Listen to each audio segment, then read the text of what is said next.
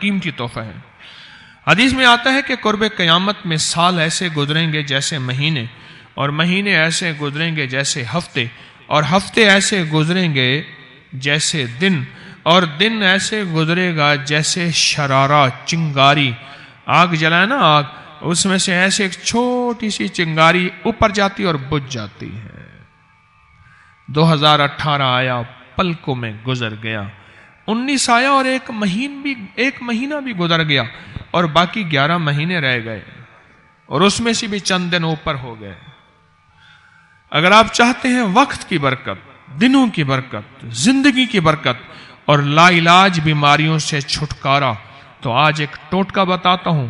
जो बंदा यह चाहता है कि उसके वक्त में बरकत हो, सुने गौर से। उम्र सेहतमंद चाहते हैं, लंबी उम्र चाहते हैं या मुख्तसर? वक्त में बरकत चाहते हैं? मैं हैरान हुआ, हजरत हकीमुल उम्मत रहमतुल्लाह अलैह के एक खलीफा, उनका मिजाज था कि जब खत उनका मुरीद उनको लिखता था तो उसी खत की बैक पे मुख्तसर सा जवाब लिख के भेज देते थे। अब जरा जवाब सुने, सवाल कि मुर्शिद आपकी दुआओं से, अल्लाह की रहमत और तवज्जो से मैं रोजाना 1.25 लाख दफा इसमें जात करता हूं अल्लाह, 1.25 लाख दफा नफी असबात, 1.25 लाख दफा दरूद पाक, 1.25 लाख दफा इस्तिगफार, 10 पारे कुरान के, 100 नफल, ये मामूलात। वो प्राइमरी के टीचर भी थे, मस्जिद में 5 वक्त के इमाम भी थे, जुमा भी पढ़ाते थे, मुफ्ती थे, लोगों को मसाइल भी बताते थे, बाल बच्चे बहुत सारे थे, उनकी रोजी रोजगार के लिए मेहनत भी करते थे, स्कूल में वक्त भी देते थे, और ये मामूलात भी करते थे। एक अक्ल इंसानी तो नहीं मानती कि ये क्या है, लेकिन रब जिसके वक्त में बरकत दे दे, अल्लाह के लिए कौन सी देर है। हम तो अपने वक्त में बरकत ही छिनवा बैठे, हमारे वक्तों में बरकत ही खत्म, हमारी जिंदगी में बरकत ही खत्म, हमारे लम्हों और सातों में बरकत ही खत्म हो गई। हम तो बरकत छिनवा बैठे। जो शख्स ये चाहता है कि उसकी जिंदगी में बरकत, उसके वक्त में बरकत, उसकी सेहत में बरकत, हर वक्त मरीज है बेचारा, एक बीमारी से निकला दूसरी, दूसरी से निकला तीसरी, एक रोग से निकला दूसरी, दूसरे रोग से निकला तीसरी, हर पल का रोगी ही रोगी है। घर मेडिकल स्टोर बना हुआ है, कभी हकीम की दवाएं, कभी डॉक्टर की दवाएं, कभी इधर की दवाएं। सेहतमंद जिंदगी चाहते हैं, लाइलाज बीमारियों से नजात चाहते हैं, वक्त और सेहत में बरकत चाहते हैं, जिंदगी और लम्हों में बरकत चाहते हैं, तो अपनी नमाज की पहली रकत में अलम नशरा, दूसरी रकत में अलम तरा कैफा पढ़ें और जिंदगी का लुत्फ उठाएं। नमाज की पहली रकत में सूरत अलम नशरा और नमाज की दूसरी रकत में सूरत अलम तरा कैफा फील, ये पढ़ें और अल्लाह की कुदरत और रहमत देखें और अल्लाह का फजल और करम देखें। अपनी नमाज की रकतों में अगर आप इमाम के पीछे हैं फिर नहीं, अगर इनफरादी कोई नमाज है, वो सुन्नत है, वो खुदा ना खास्ता फर्ज कजा हो गए हैं, जमात चूक गई है ना चाहते हुए, आपके कोई भी नमाज है, सुन्नतें हैं, आप पहली रकत में अलम नशरा और दूसरी रकत में अलम तरा कैफा फील ये पढ़ें। बरकतों के अल्लाह दरवाजे खोलता है और रिस्क की बरकत होती है, अनोखी बरकत होती है। मुझे एक साहब कहने लगे, मेरा 1 करोड़ ऐसे बन जाता है, पता नहीं चलता, करोड़ ऐसे बन जाता है। मैं सच कह रहा हूं, ऐसे बन जाता है, मुझे पता ही नहीं चलता मैं कहां से बन गया। अल्लाह ने वो बरकत के खजाने मुझे दिए हैं।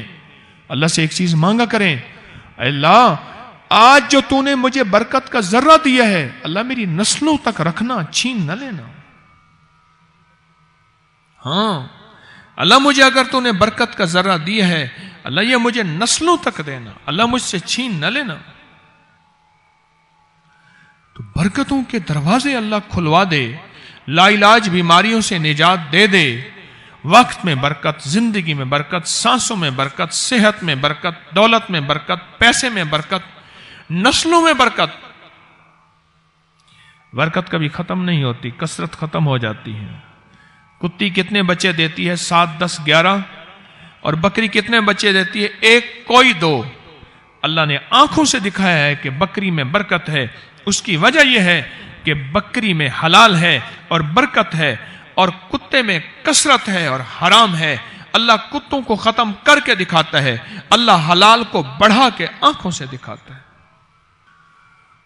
پہلی رکعت میں سورت علم نشرہ اور دوسری رکعت میں سورت فیل۔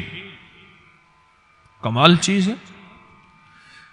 رزق میں برکت اور صحت میں برکت۔ کتنے لوگ ہیں مجھے انہوں نے بتایا، انہوں نے کہ جب سے پڑھنا شروع کیا لا علاج بیماریاں خود ہمیں چھوڑ گئیں، چھوڑ جاتی ہیں، ڈر جاتی ہیں۔ اس وظیفے میں اتنی طاقت، اتنی تاثیر اور اتنی قوت ہے۔ پہلی رکعت میں علم نشرہ اور دوسری رکعت میں علم تر کیف فیل۔ کیا کمال ہے اس میں، کیا تاثیر ہے۔ معمول بنائیں گے اور اس سے ایک انوکھی روحانی کیفیت شروع ہوتی ہے۔ اگر میں اس کے واقعات بتانا شروع کر دوں، میرے پاس بے بہا واقعات ہیں۔ انوکھی روحانی کیفیت شروع ہوتی ہے، دل کی دنیا آباد ہوتی ہے، من کی دنیا آباد ہوتی ہے، جذبوں کی دنیا آباد ہوتی ہے اور زندگی شاد ہوتی ہے۔ انوکھی روحانی دنیا، انوکھا روحانی راز شروع ہوتا ہے، اور اس کے اندر اللہ پاک اس بندے کو اپنے خاصان خاص میں شامل کرتا ہے۔ اس بندے کو ایک تاثیر ملتی ہے اور ایک توجہ ملتی ہے۔ پھر ایک نہیں، میں نے کئی محدثین، اکابرین، علماء کی زندگیوں کے واقعات میں یہ بات پڑھی، سنی۔ کئی بوڑھے بزرگوں کی زندگی میں ملنے گیا تو میں نے ان سے کہا جی پہلی رکعت میں اگر علم نشرہ، دوسری رکعت میں علم تر کیف پڑھ لی جائے، اس کا کوئی فائدہ آپ کی نظر سے گزرا؟ ایک بہت پرانے عالم تھے، دارالعلوم کبیر والا سے فارغ تھے، پرانے بابا جی تھے، اور مجھے ایک دفعہ ملے، مجھے عجیب بات کہی۔ ہمارے ہاں یہاں کوٹ لکھپت ہے لاہور میں، اس کے آگے ایک گاؤں میں گیا، ہمارے ایک بابا جی ہیں عبد المجید صاحب کینچی کے ساتھ، ان کے گھر گیا، ان کے ساتھ ملے بابا جی، مجھے کہنے لگے جی وہ میرے مرشد آ رہے ہیں تو یہ ملنے آئے۔ پتہ چلا تو میں نے یہ بات چھیڑ دی، میں نے کہا آپ کو کوئی آج تک کوئی اس کا فائدہ سنا؟ کہنے لگے جب ہمیں سبق یاد نہیں ہوتا تھا اور ہم بھول جاتے تھے، ہمارے استاد کہتے تھے تم نماز میں یہ پڑھا کرو، نوافل میں پہلی رکعت میں علم نشرہ، دوسری میں علم تر کیف، اور کہاں ہمیں سبق یاد ہو جاتا تھا اور ہم ہر چیز پڑھ لیتے تھے، اور امتحان کے دنوں میں ہم جب اچھے نمبروں میں پاس ہونا چاہتے تھے ہم یہی وظیفہ پڑھتے تھے۔ اچھے نمبروں میں ہم پاس اگر ہونا چاہتے تھے تو ہم یہی وظیفہ پڑھتے تھے کہ پہلی رکعت میں علم نشرہ اور دوسری رکعت میں علم تر کیف۔ کون سا مشکل ہے؟